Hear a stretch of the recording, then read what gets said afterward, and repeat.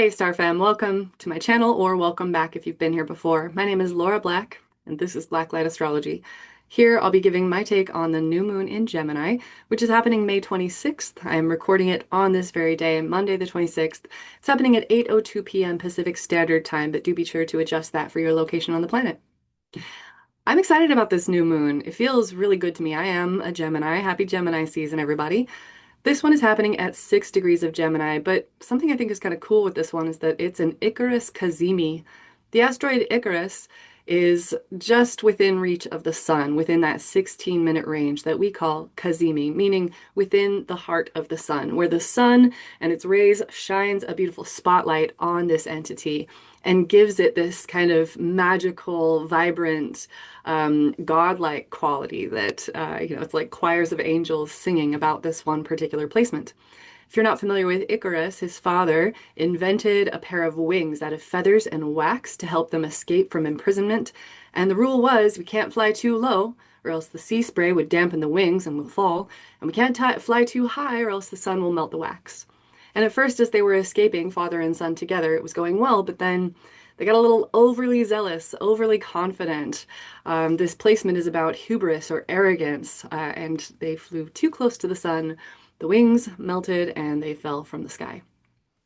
It's kind of a signature of throwing caution to the wind. Now, that has some negative connotations, right? It sounds like this tragic tale, and to be sure, it is, but with the Icarus Cazimi, there's this sort of suggestion that the new conversations, the new mindset, the new perspective, the new questions that are bubbling up under this new moon cycle are asking us to go ahead, throw caution to the wind and say the thing, or ask the question, or try shifting a mindset to something more positive than you had been playing with before. That maybe something will work out.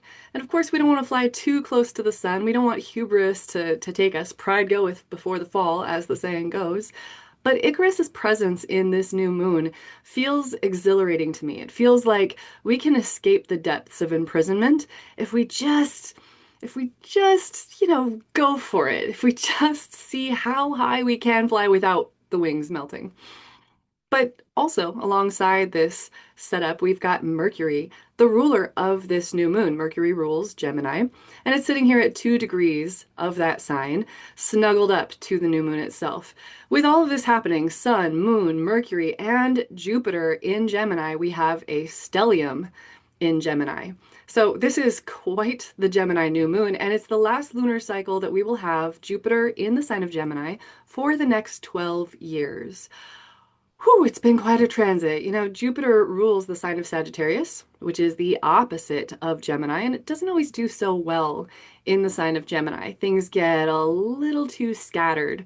I know personally, as a Gemini with a Gemini stellium in my own chart, meaning multiple planets in Gemini, more than 3, we often look forward to the year in which Jupiter will be in our sun sign or our north node, which is what's happening for me right now.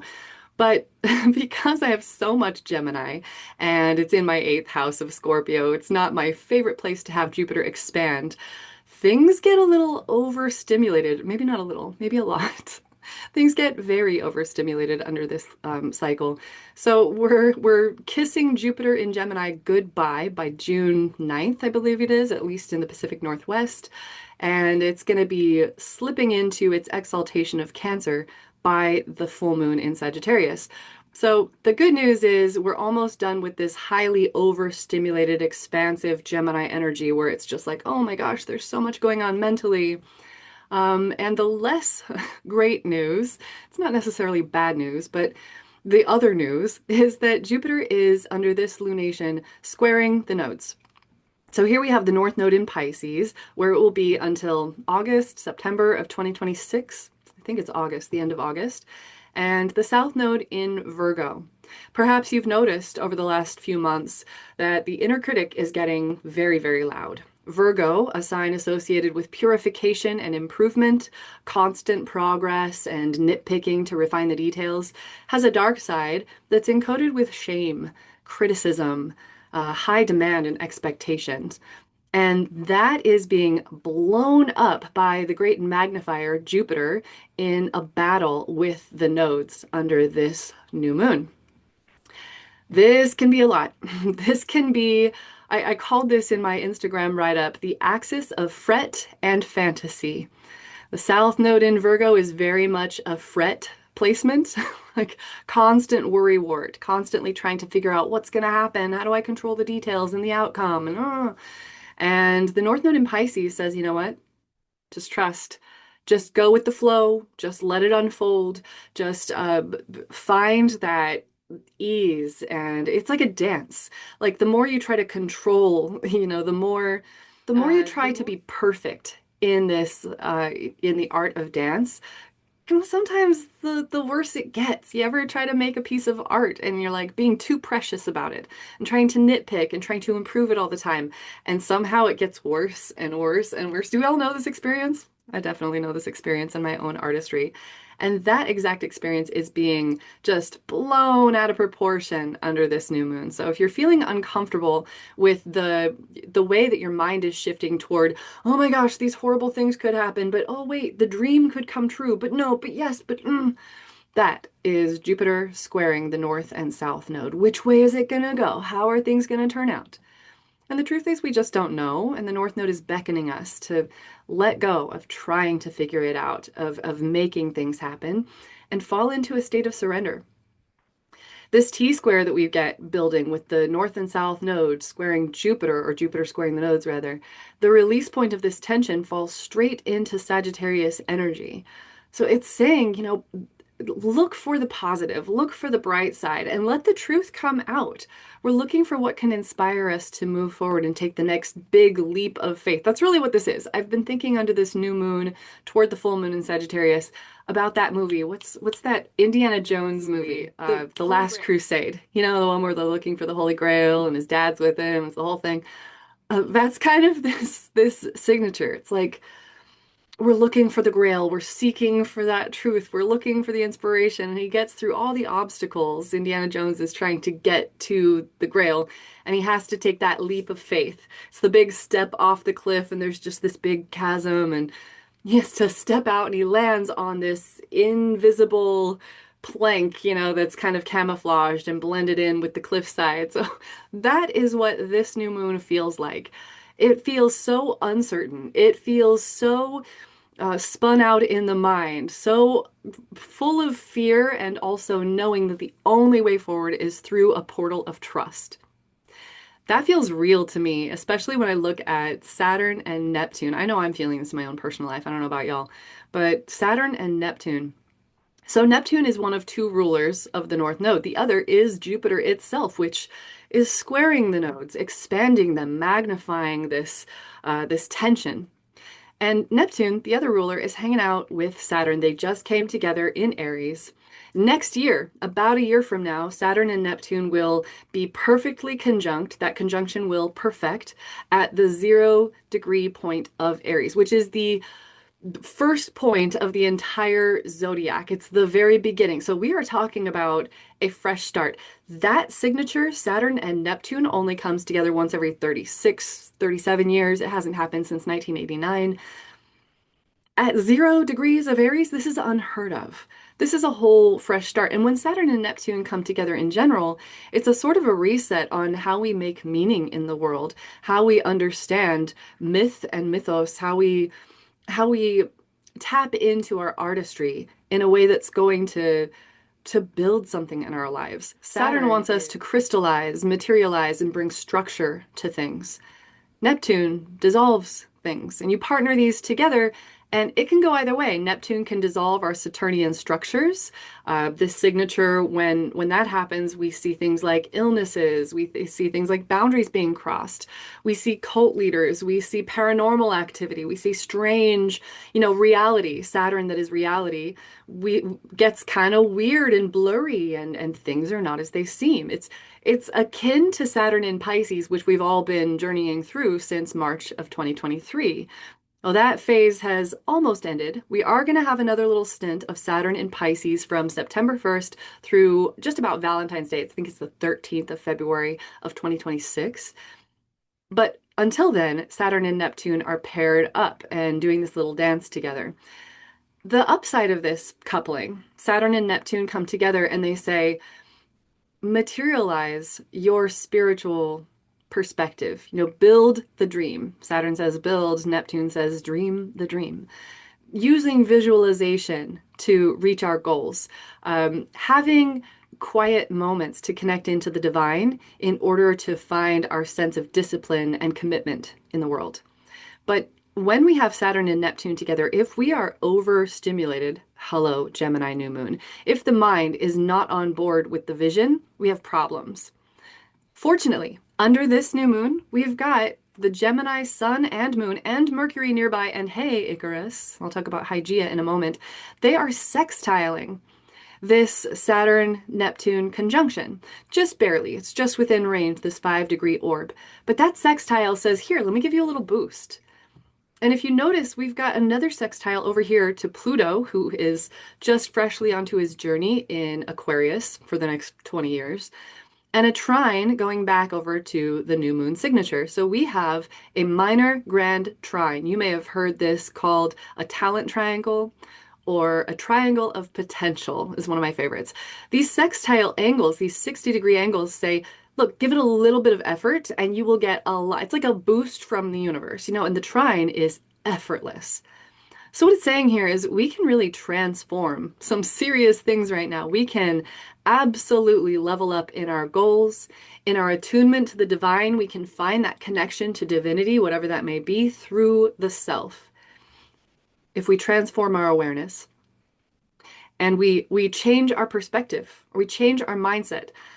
I know I have been feeling this so much over the last week. More and more, I am seeing the way that I think about things and where I get kind of stuck in my stories. And I have Mercury in Taurus, of course, this very sticky mindset at the 29th degree. So personally, Uranus coming from my Mercury right now, I'm really feeling that process of mental liberation.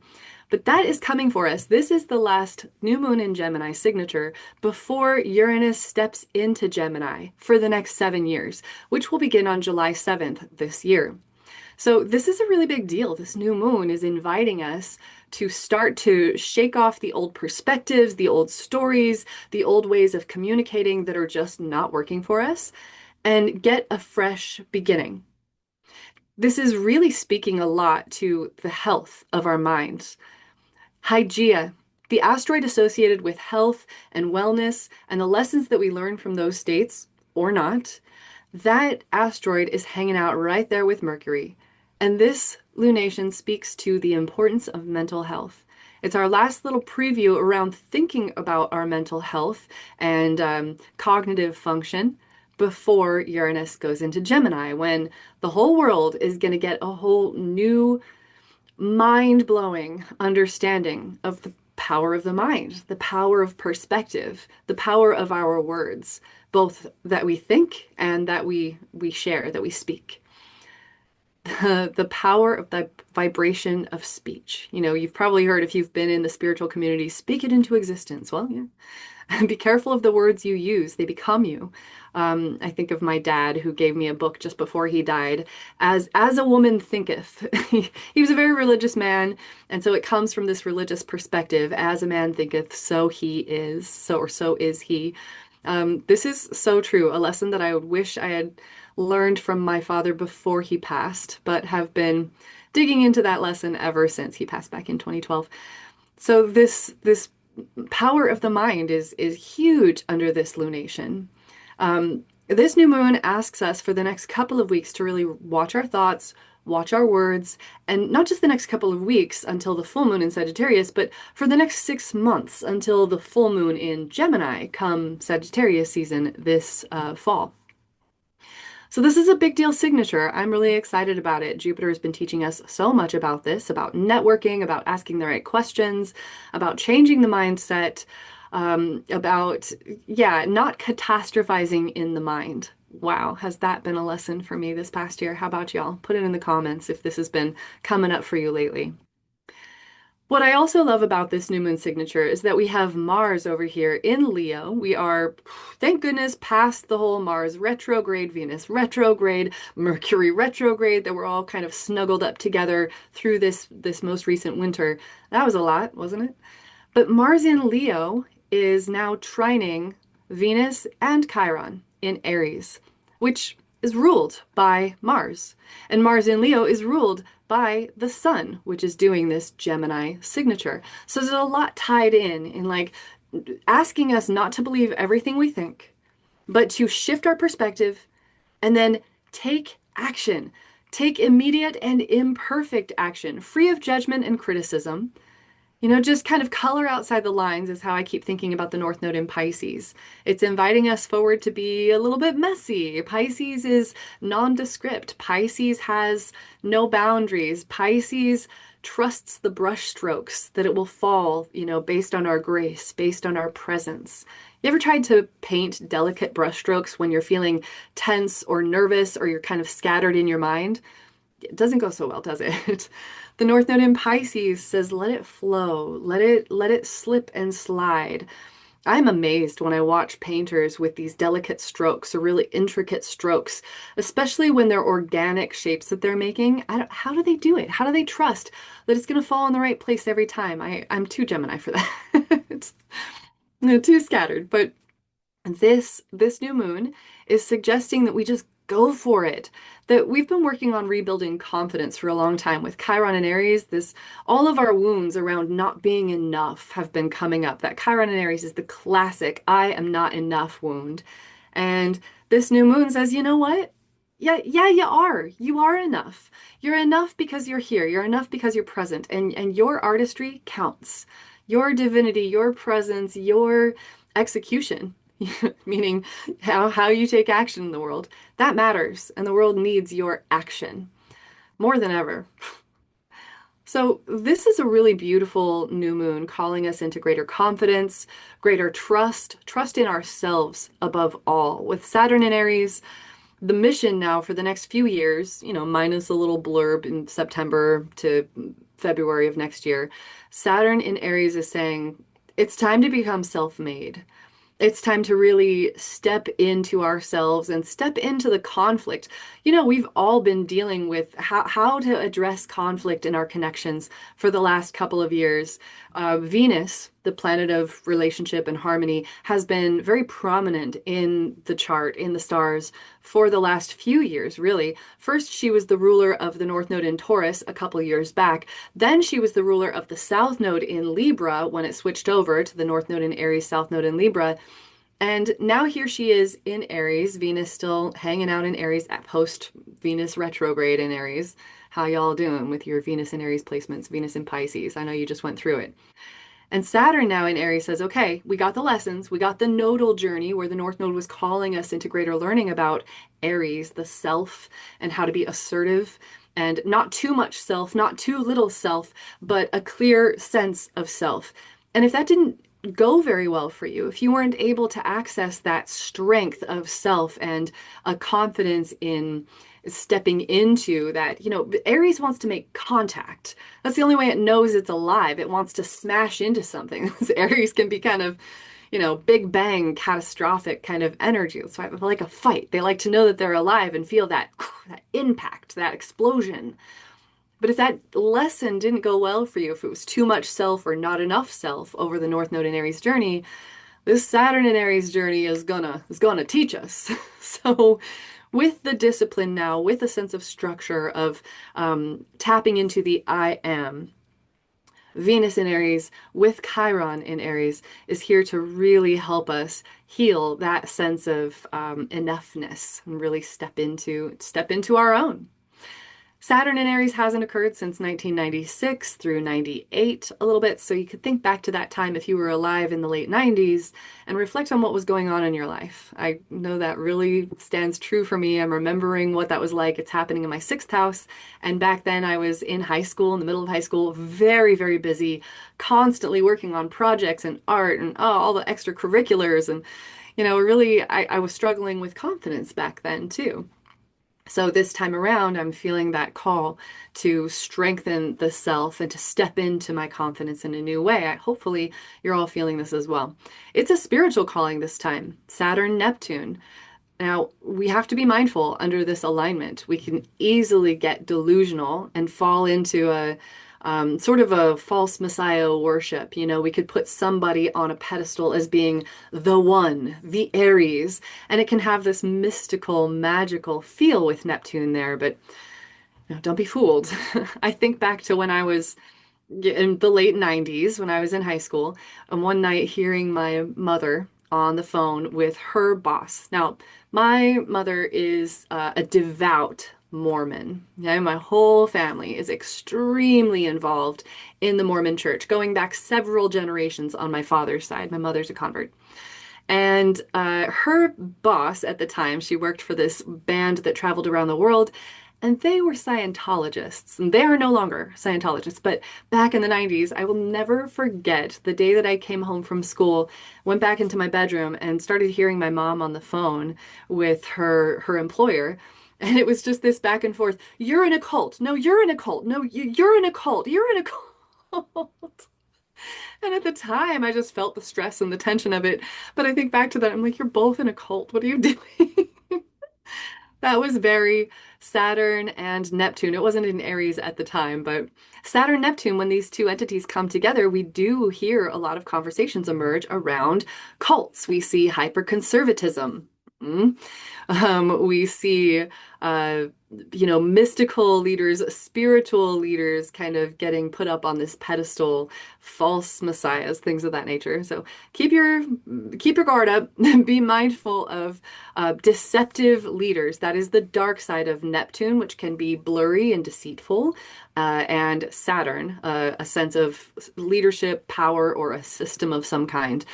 And thankfully, this is in Aries this time. So it's asking for us to be sovereign, for us to not give that power away or just erase it or let it dissolve, but to tune in to ourselves.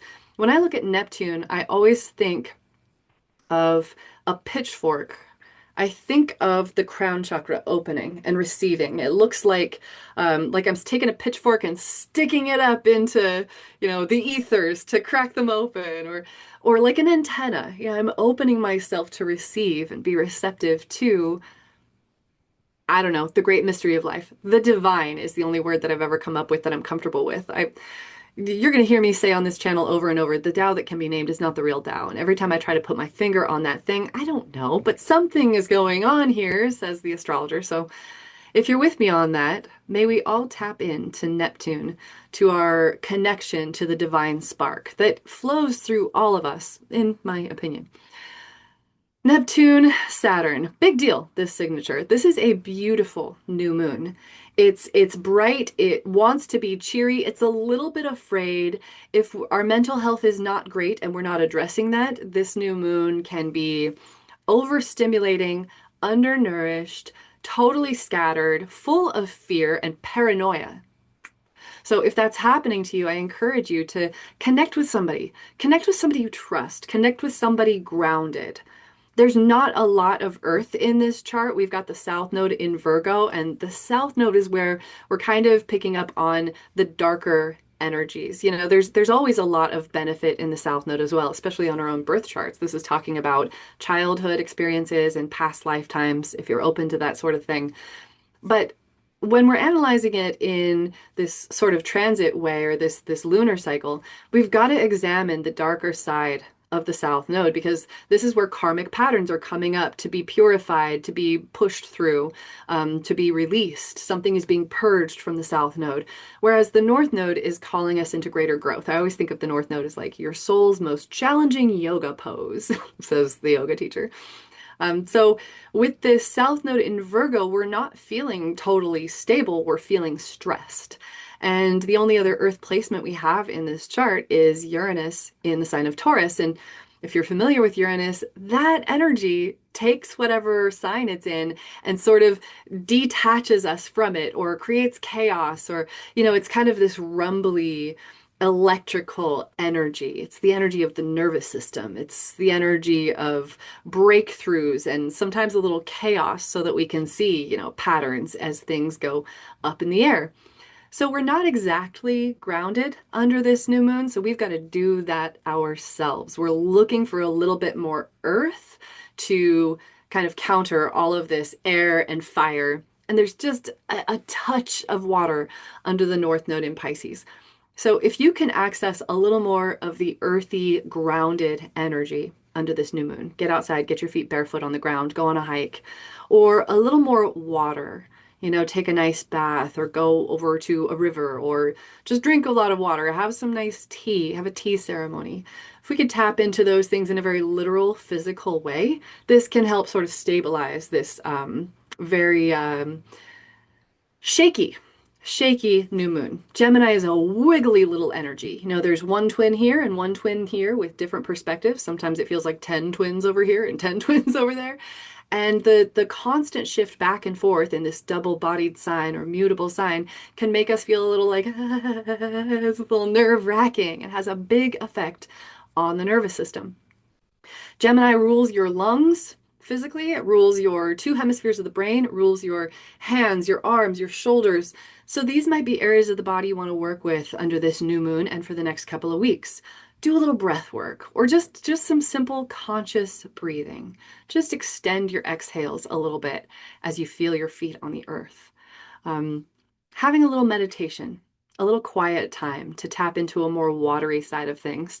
Think water, think going quiet. You cannot talk underwater. And this Gemini moon wants to talk, talk, talk, talk, talk. So get a little quiet. And every Gemini, all the Gemini codes, we got to learn to listen into the spaces in between the breath. When I teach Astro Yoga, this comes up just about every class that I teach in Gemini season or under a Gemini moon. We're looking for the quiet spaces in between the inhale and the exhale. So that's my advice for this new moon in Gemini. Those are my thoughts on this cycle. I hope it's treating you well. Hope you're all feeling great. I'd like to announce also, if you've made it this far in the video, special treat, I will be sharing my Astro Yoga classes on this channel. I didn't get a chance this past weekend to record my new moon in Gemini yoga class, but for the full moon in Sagittarius in a couple of weeks, I will be posting my very first one. I'd like to make these offerings free and accessible. I will be sharing my Venmo, PayPal, Cash App. So if you feel so inclined to give a little, even if it's like $1, that's all very welcome. Things are tight out there. So I want to offer more of my gift to the world. I want to provide you with more. I want to serve more. And no donations are ever expected, but always very welcome if you'd like to share. So let me know in the comments below if that's interesting to you. If you would like to take my yoga classes through YouTube, I know it's not the same as being in person, but I'm a passionate yoga teacher and have really loved building my style and my community here in Eugene, Oregon, but I'd like to reach more people with these offerings. So let me know below if you would be interested in moving with me, and I look forward to sharing my next yoga class with you for the full moon in Sagittarius as my launch. Thanks so much, everybody, for joining me today. I hope you're doing great. If you'd like to book a session with me, please visit my website, black-light-astrology.com, and I will see you in the next round.